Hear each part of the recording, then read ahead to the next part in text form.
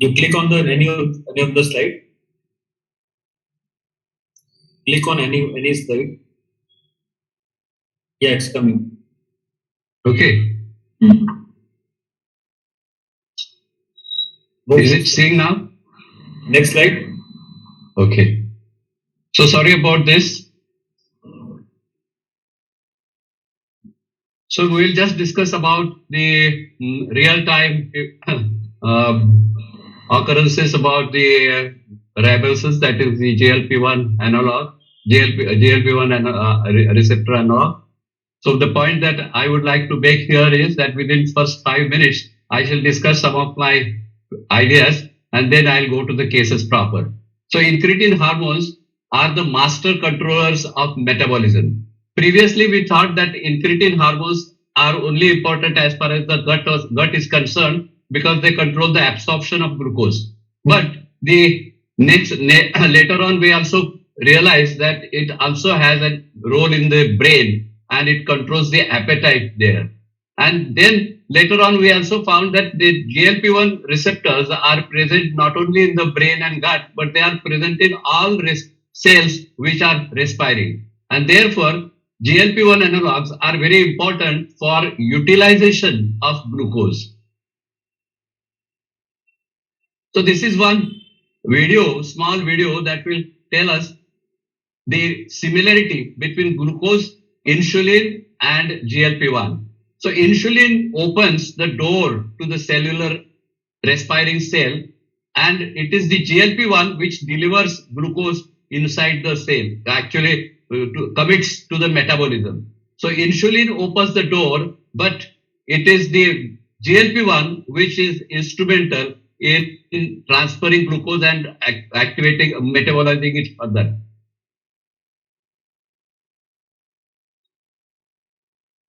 So last year, I presented a poster in World Congress on insulin resistance, and I've made a difference between three types of fats: exovat, endovat, and an ectovat. So exovat is a type of fat that becomes originates when we eat fatty substances or the triglycerides. So these triglycerides, they directly get deposited under the skin or in the subcutaneous tissue. Whereas if we eat carbohydrates, the carbohydrates which are over and above the storage capacity of the body will get converted into fat. And this fat is a special type of fat that is visceral fat or endogenous fat. And this fat, when it is generated, it also causes lysis of the good fat. So the subcutaneous fat is lysed and is deposited as an ectopic fat. And this ectopic fat gives rise to dysglycemia. So that is how diabetes or dysmetabolism starts. This slide we are all conversant with the natural history of type 2 diabetes. The points that I would like to make are that it is the 10 years before the diagnosis of diabetes, the obesity begins. The obesity could be good obesity if we eat external fat, or it could be a bad obesity or dysmetabolic obesity or disobesity if we are taking lots of carbohydrates.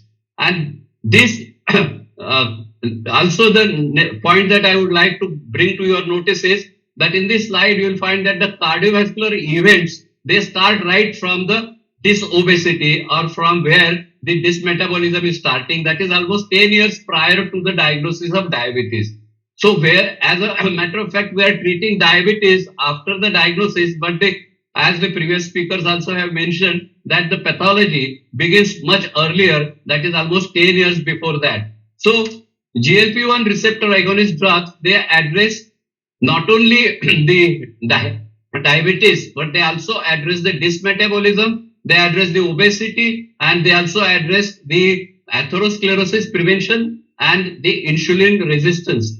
So you will find that the GLP-1 level almost follows the insulin levels in the body.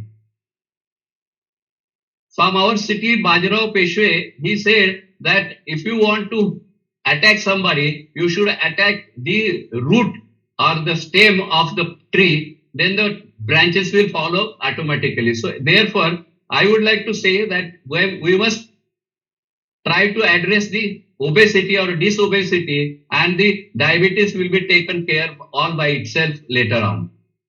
So how does the GLP-1 analogs they act, the mechanism of action? So first of all, there is a central action. It controls the appetite, as the previous speakers have already discussed, that it has a effect on the hypothalamus and on the various type of neurons, POMC neurons and others. Whereas it also has a peripheral action, and this peripheral action I would like to divide into two parts. One is the prandial period action, that is, it controls the blood glucose. So whatever food that we eat and the glucose that gets absorbed is managed or peripherally disposed during the prandial period by the GLP-1 that we are giving. However, GLP-1 is basically a prandial hormone, and we are giving GLP-1 for all 24 hours. So what is the action during the fasting period? So during fasting period, it controls the appetite, because appetite comes up during fasting. It has an effect on the appetite during fasting. It causes mild hypoglycemia and hence causes glycogenolysis followed by lipolysis. And this lipolysis is typically of the visceral fat or the ectopic fat. So whenever the visceral fat gets lysed, ectopic fat naturally becomes less, and this causes reversal of dysglycemia. So therefore, GLP-1 drugs not only control glycemia, but they reverse the glycemic state. However, we must remember that if the patient does not observe good fasting periods, that means if he takes food for 3-4 times a day, then obviously the fasting period effect will not be seen. So weight reduction, which is because of the fasting, will not be seen, and therefore calorie restriction is very important. Actually, for obesity, when I use this drug, I always ask the patients to, if possible, follow 1 meal a day diet, that is OMAD diet. So let us come to the cases. Diabetes control. Here is a patient, Mr. Sagar, 44 years old, type 2 diabetes, obesity, hypertension, dyslipidemia, hypothyroidism. He is 85 kg, BMI 38, BP 160/100, fasting 220, PP 340, HbA1c 9%. So this is a typical metabolic syndrome person. He is already on metformin 100,000 milligrams twice a day, teneligliptin, dapagliflozin, and glimepiride. In spite of that, his sugars are not controlled. So in view of his poor control of sugars, I said that we will put a CGM device and see what is happening. So we changed his teneligliptin to Ribelsus and see what has happened. So the first 4 days, we will find that there is a lot of yellow mountains are seen, 1, 2, 3, 4, and the timing range is 0%, 18, 1%, and 4%. Whereas this is where after the 4th day, I started Ribelsus, and with that, see the change that it has made right from day 1, that it is the TIR is 22%, then 40%, 64%, 60. All these next 7 days, one finds that the TIR is very much low, very much high, and the yellow mountains have almost disappeared. So this is how effective the drug is. Now this is a newly diagnosed type 2 diabetes, 33 years old female, 29.5 BMI, HbA1c 8.5, high cholesterol, metformin she is taking 1000 milligram twice a day. She has a sedentary life. Mother has diabetes, so she has a genetic background, and mother also died of CVD. So all these factors tell us that she is already much ahead on the dysglycemic scale. So patient's concerns are increasing HbA1c in spite and level HbA1c and weight, and she has a lot of comorbidities. So she is again a good candidate for early starting of GLP-1 RA. So type 2 diabetes should be managed with a holistic and multifactorial approach. Early multifactorial therapy reduces risk of complications in people with type 2 diabetes. So when we are treating our patients, we are not only trying to control their glycemic status. We are also advising them to control their lifestyle, modify their lifestyle. We may be using platelet inhibitors, then dyslipidemia control, and hypertension control. Previous speakers have also emphasized how 1% of decrement of HbA1c gives you a lot of benefits. 21% in the for any point related to diabetes, 21% deaths related to diabetes, 14% myocardial infarction, and 7% microvascular complications. So all these benefits can be just obtained with 1% loss of HbA1c. Now coming to oral semaglutide, which addresses multiple risk factors of early type 2 diabetes. Early initiation of oral semaglutide after type 2 diabetes diagnosis results in higher proportion of patients achieving targets. So Pioneer 1 trial showed us that the achievement of composite target of HbA1c less than 6.5 and body weight loss more than 5% was seen with 3 milligrams of oral sema in 19% patients, 7 milligram in 23% patients, and 14 milligram in 41% of patients. So out of 100, 41 patients, they achieved this composite target. So that was very impressive result. Now, oral semaglutide also has showed superior HbA1c reduction as compared to DPP4 inhibitors. So here we have compared sitagliptin with semaglutide 7 and 14. You can always see that the HbA1c reduction is much better with 7 and 14 milligrams of semaglutide. Whereas the weight reduction with same semaglutide is hardly 0.9% with the sitagliptin, but it is quite impressive 2.4 and 3.8% with oral semaglutide.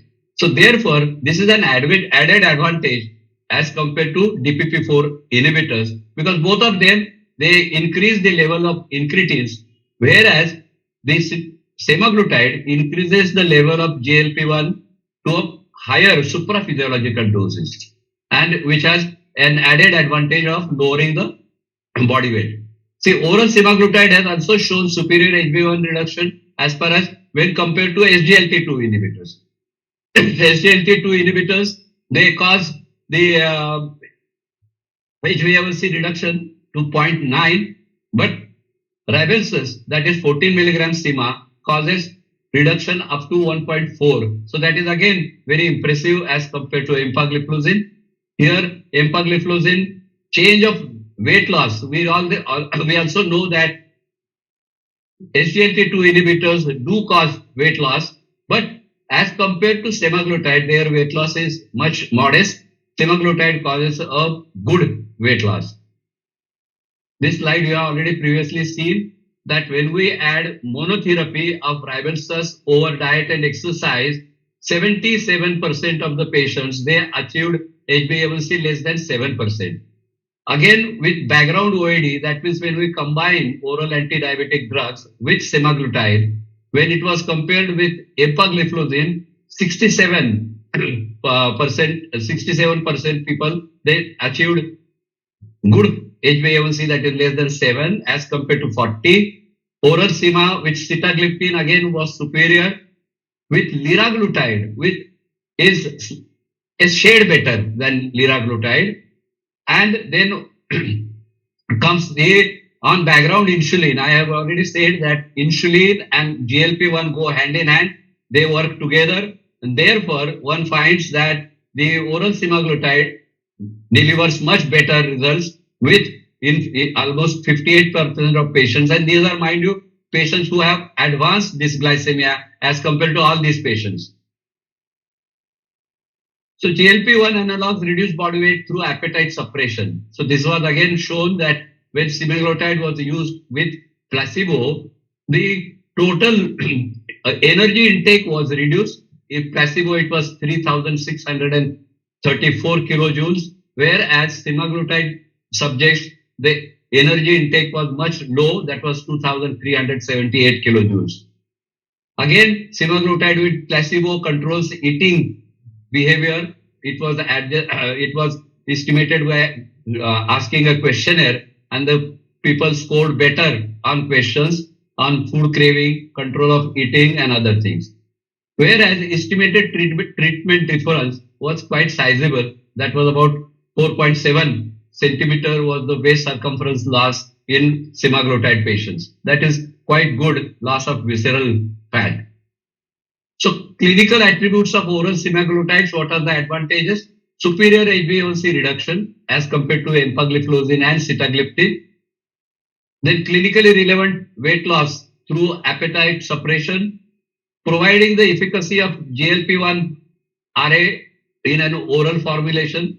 So it has a better acceptance. So all these points have already been previously emphasized, and it causes significant loss of waist circumference. Now another thing is the use of this drug when the CV risk factors are also associated. For example, Mr. Alok, 47 years old male, BMI 30, HbA1c 9%, comorbidities, hypertension, dyslipidemia. So most of our patients belong to this group of category. Metformin, DPP4, SGLT2 are already on board.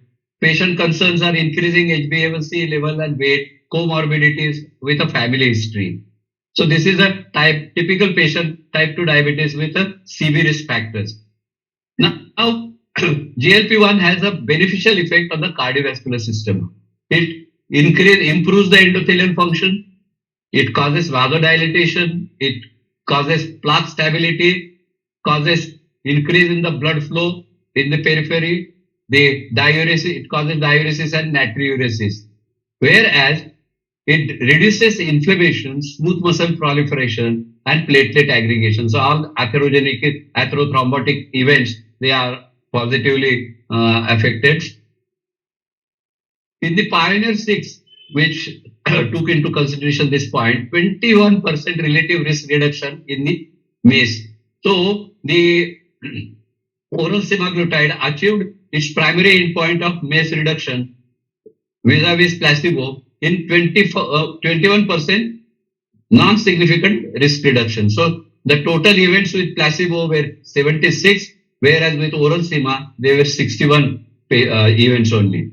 So it shows that there is a significant positive benefit of using GLP-1 analog, that is oral.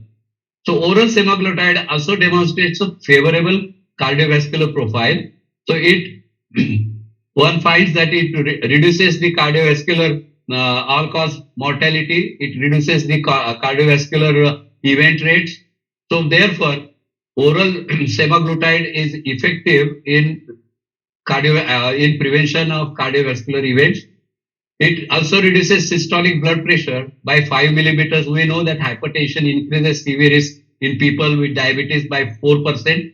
So this causes reduction of 5 millimeters, and just 5 millimeter reduction in the pressure causes 13% reduction in stroke, 7% reduction in ischemic heart disease, 14% reduction in heart failure, and 5% in the death related to diabetes. Now comes the lipid. So we know that history of CVD is 6 times more likely in people with type 2 diabetes with hypertension and dyslipidemia versus type 2 diabetes alone. So when type 2 diabetes is associated with all the other CV risk factors, semaglutide comes to the rescue, and one sees that it reduces the low LDL cholesterol and triglycerides. So triglycerides are basically increase in diabetic dyslipidemia, whereas LDL cholesterol is also more or less genetic in this thing origin. So these two factors are sizably reduced, or one can see the very good reduction and change in the ratio to the baseline. So oral semaglutide versus placebo, a very good effect one can see. It also reduces vascular inflammation. So one knows that CRP, which is a marker of vascular inflammation, it shows that there is a tissue injury, there is inflammation, and there is infection. So all these three parameters which are reflected in the levels of CRP could be used as a biomarker for CV risk. And if we use semaglutide, how does it affect? So it shows that oral semaglutide versus empagliflozin for 1 year, the change from baseline in HSCRP was 37 in oral semaglutide, whereas empagliflozin it was only 9. So 9% in empagliflozin, but 37% as far as the oral semaglutide was concerned. So very again sizable difference, which tells us that semaglutide should come earlier in the patting order as far as even the empagliflozin is concerned. So choose our right anti-diabetic for Mr. Alok is either GLP-1, SGLT2, DPP-4 or insulin. So we know that GLP-1 has better glycemic control, then it has a positive effect on the body weight. The Alok will lose the visceral fat. CV risk factor reduction is there, pleiotropic benefits will be there, and the risk of hypoglycemia is very low. So therefore, GLP-1 analog will be a good choice provided he is motivated to use this particular drug. Thank you very much. I'm again very sorry for the initial technical hitch. Thank you very much.